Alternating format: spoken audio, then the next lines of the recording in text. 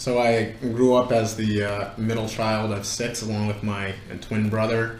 To a dad who was in the military 32 years as a Navy dentist. So I've never really lived anywhere longer than 3 years at a time. I think college at the Naval Academy was the longest I've ever lived in one place. So I'm very used to change. I'm very used to adapting, to different environments, making new friends. I'm really blessed to have friends all around the world, not just in the country, but around the world. And I still draw on those relationships to, continue to grow today. So my journey right now is just to keep learning, and as a person who, has a day job with sales and then has also my passion at night, which I work on with Rhetor.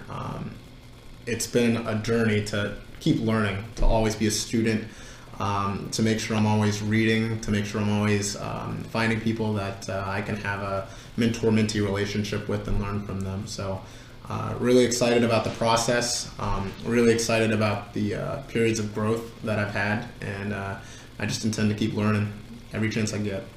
What I love about my journey, I love the relationships that I've been able to build. I've been able to meet some very worthwhile people, some very expert people in their fields, and just learn from them.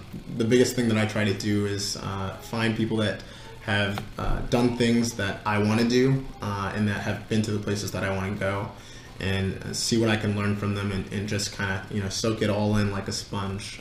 So I love about my journey is just finding people who are in their fields, loving what they do, who have been where I want to go, and can provide me that North Star direction and mentor me along the way.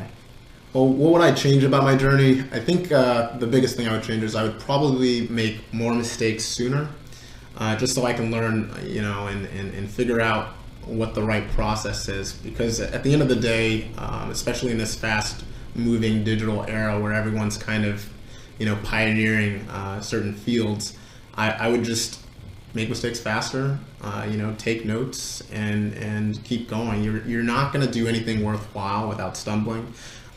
You're always going to struggle if it's something that's hard, and especially if people haven't done it before, you're going to struggle. So the biggest thing I would change about my journey is just probably make all the mistakes I've made now. I would made them much sooner, and not be afraid of them. Give yourself permission to fail, and there's a great book by John Maxwell called Failing Forward, and it just shows you all the ways that anyone who has had any real measure of success has not gotten there without failure. So don't be afraid to fail either. So in terms of legacy, with my work with Rhetor, one thing I want people to say later on is that I helped provide a new era of media freedom and media literacy for the 21st century. I think it's really important right now. We're in a time, we're in an era where information is readily available for almost any narrative, even the bad ones. And it's more important from an education standpoint where we're getting our information from, what kind of news we're taking in to inform our decisions.